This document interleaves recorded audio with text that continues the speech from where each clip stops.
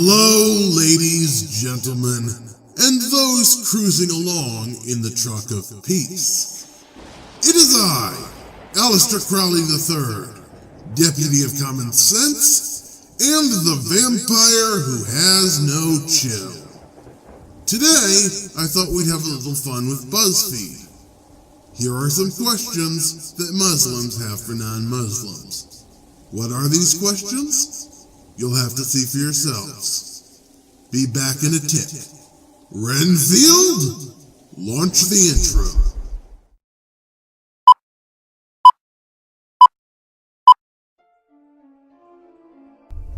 There is nothing wrong with your browser. Do not attempt to refresh the page. We are now controlling all that you see and hear. We control the horizontal and the vertical. We can delude you with 1,000 videos or expand one single frame to crystal clarity and beyond. We can shape your vision to anything our imagination can design. We shall control all that you perceive until we see fit to release you. You are about to experience the depths of depravity that reach from the folly of human pursuits to the Deputy of Common Sense. Please stand by. What's the deal with Santa? So breaking and entering is okay long as it's a chubby white dude. And he's eating your mama's cookies? Could be worse. How? Could be raining.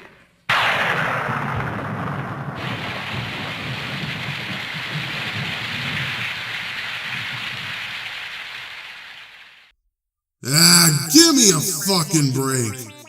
Is that really what you wanted to open with? Fucking Saint Nick. You know he isn't real, right? Oh wait, you believe in an imaginary friend. Of course you believe in Santa Claus. Stupid question. Let me clue you in. Santa Claus isn't real. Nobody breaks into your house. You can't be fucking serious. I guess it's going to be one of those videos. Okay, I'll break out the scotch. You just continue on with your bullshit. When are you gonna stop asking me if I pray 5 times a day? That's so mean, because I don't. I feel guilty. Why must you put bacon in everything? Bacon infused donuts? Come on now. Is this water safe to drink? There's bacon in this water, huh? No amount of therapy will ever make this moment okay. Okay, I'ma stop you right there. Since when does anyone give a shit about how many times you pray? Since never, that's when. And have you ever tried bacon? It's fucking delicious, and I dare you to try it and prove me wrong. Of course you blow people up. I completely understand.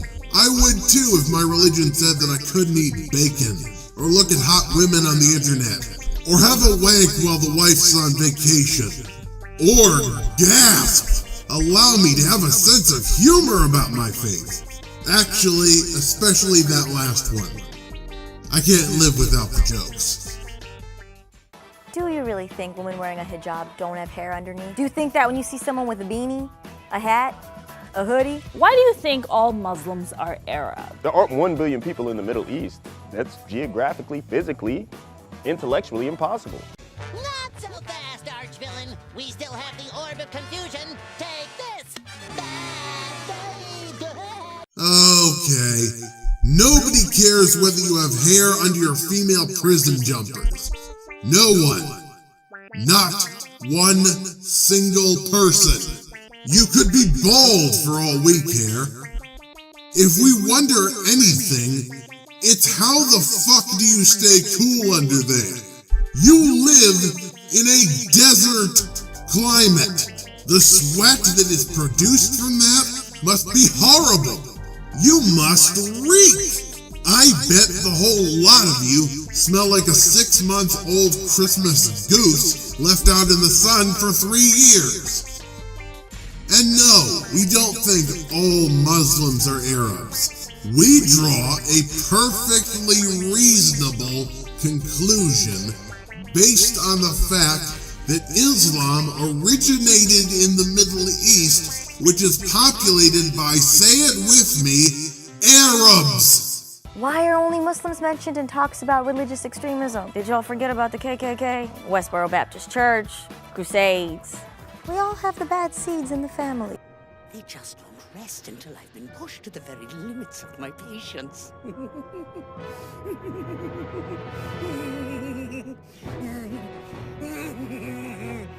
You meddling brats! I hope you all enjoy suffering the same fate as this planet!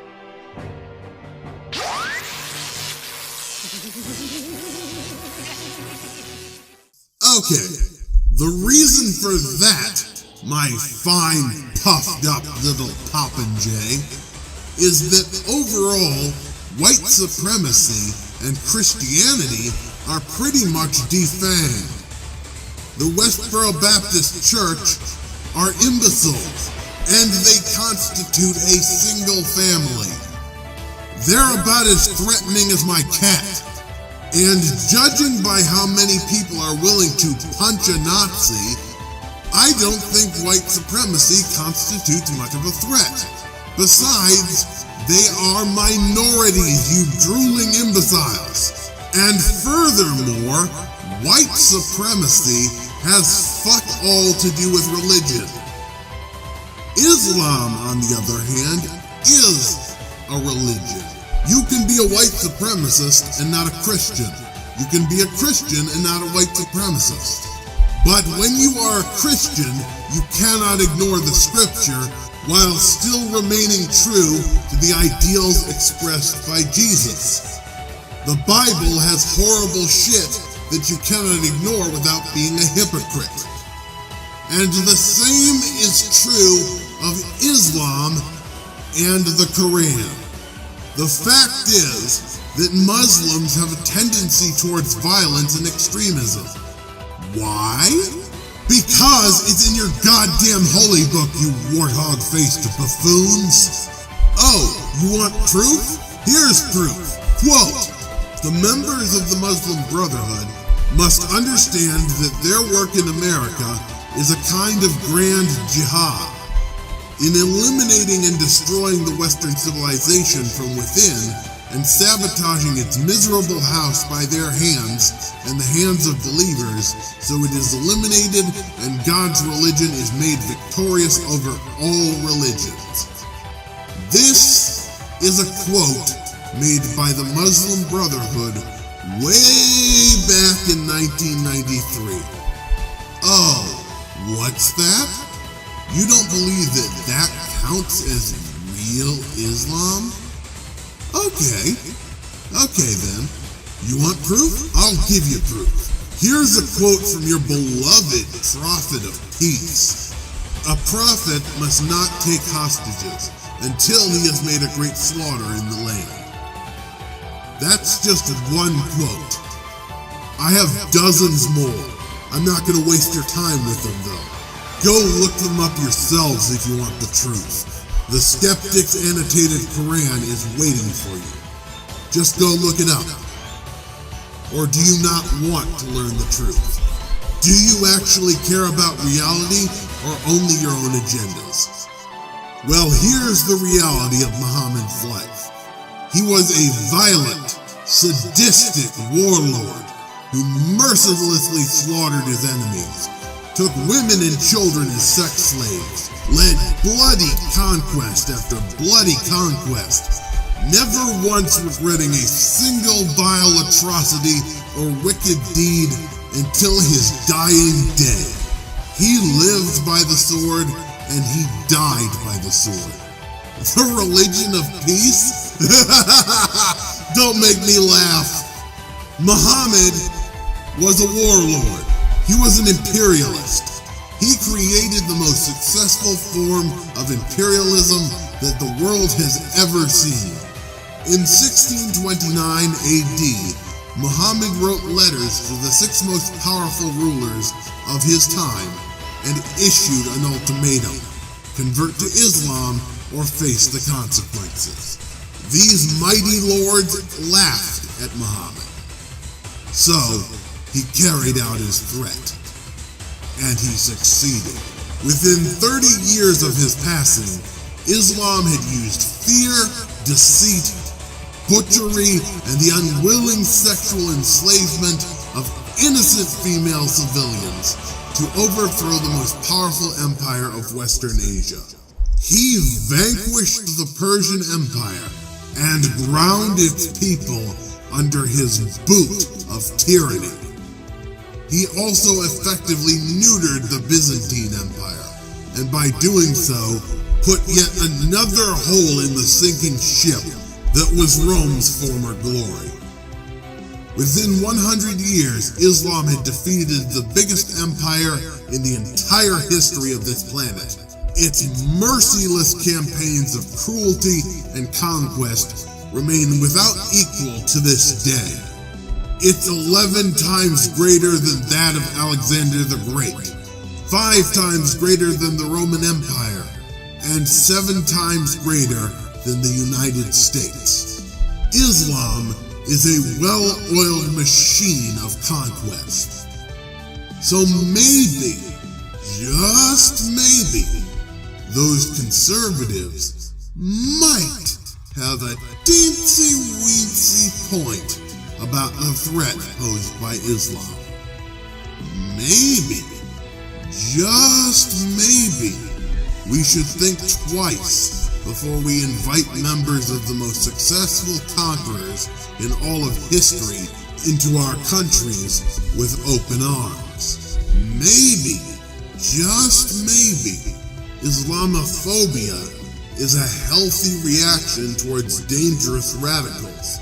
And maybe, just maybe, instead of complaining about Western ideology, you should help all the women, gays, atheists, and trans people who are routinely tortured, mutilated, and killed within the borders of Islamic theocracies. Maybe comments about your hijab are not, in fact, the worst problems that Muslims face. Maybe you should stop acting like sniveling, entitled little brats and grow the fuck up. Just a humble suggestion from your not-so-humble deputy of common sense. Islam is not the religion of peace. Seriously.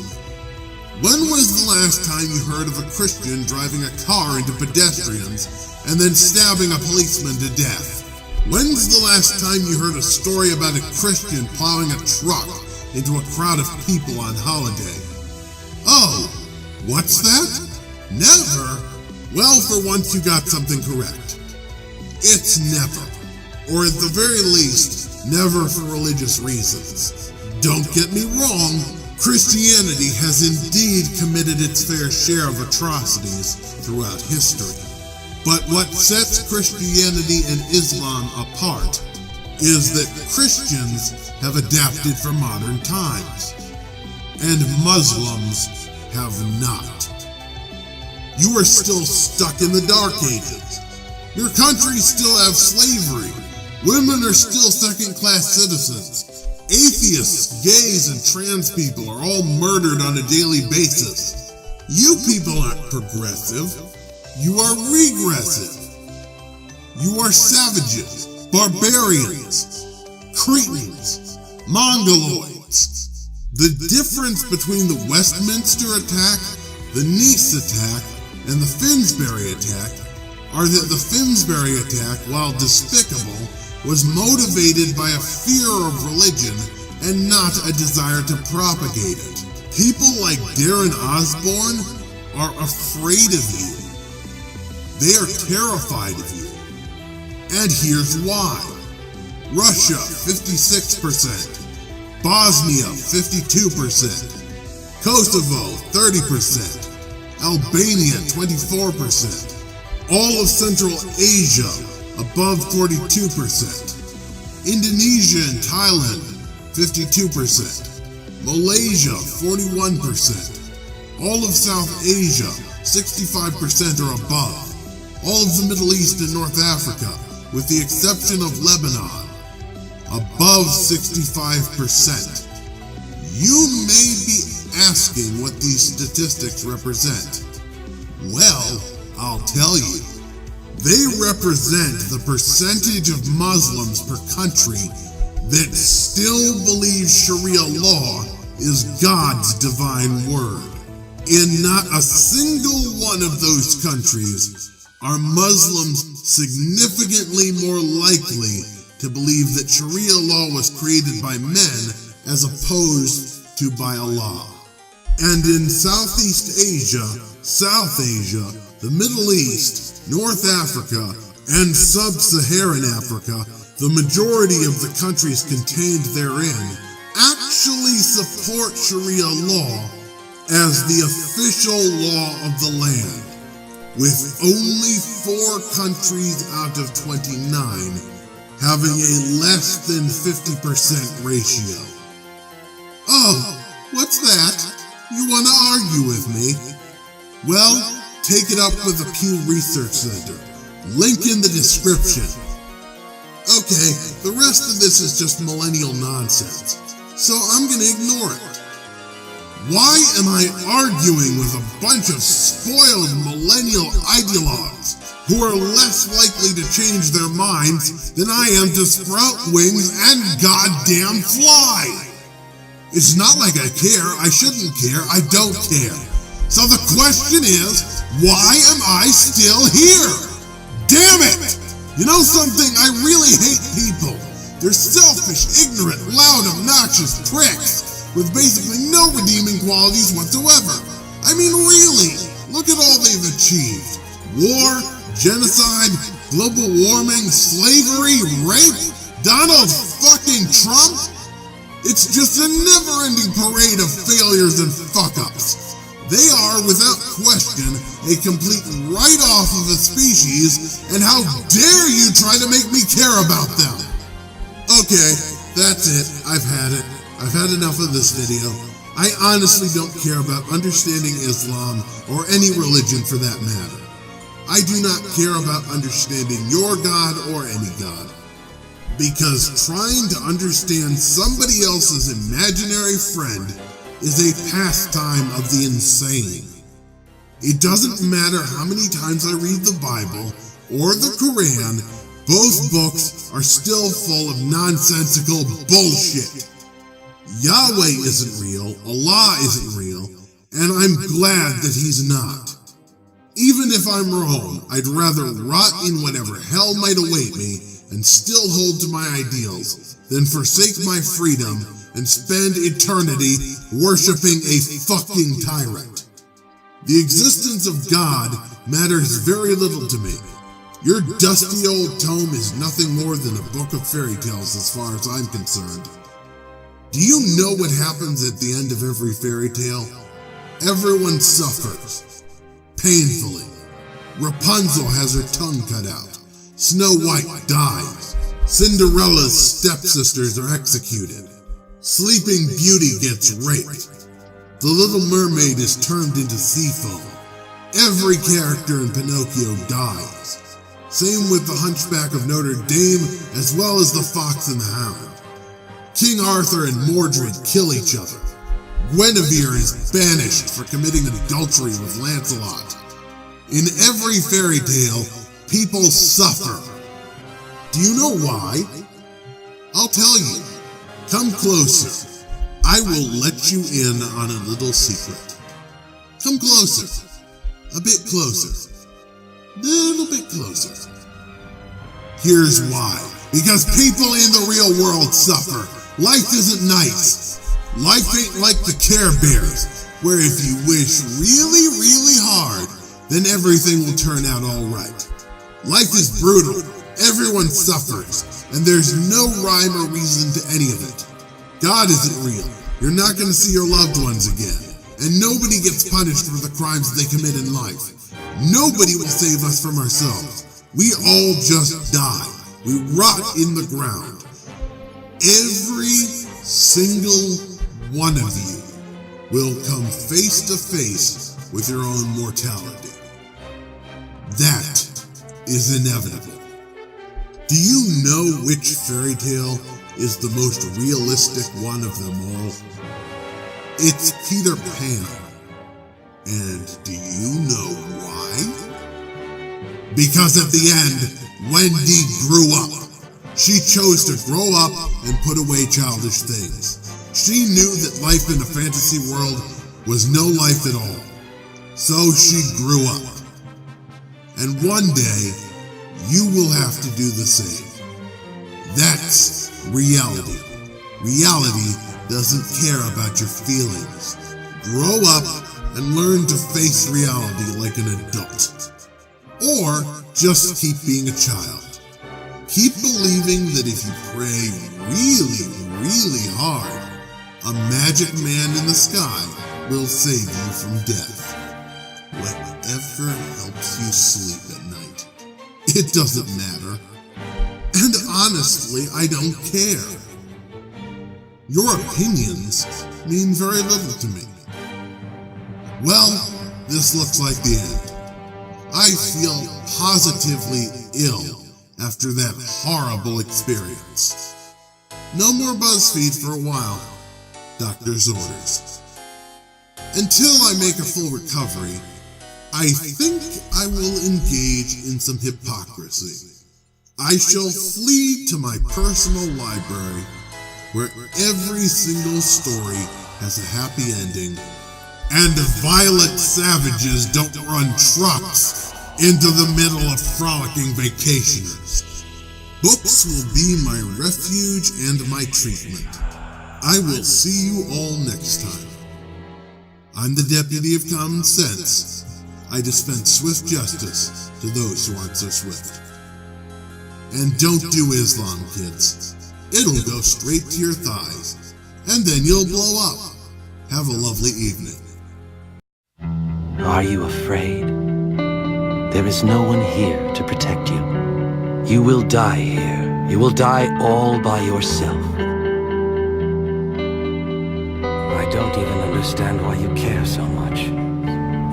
They should have realized that this was going to happen from the start. Before this battle is over, all of your friends will be dead anyway. Stop it right now. Like lambs to a slaughter. I know that my friends came to rescue me. So right now, my heart is with them. Your heart, you say? You humans always toss around that word so casually, as if it's something you can hold in the palm of your hand. Is simply a meaningless human delusion. That may be true. But when people truly care about each other, their hearts grow so close, you can't tell the difference between them. Tell me, what is a heart? If I tore a hole in your chest, would I see it? If I split open your skull, would it be there? So let me ask you again.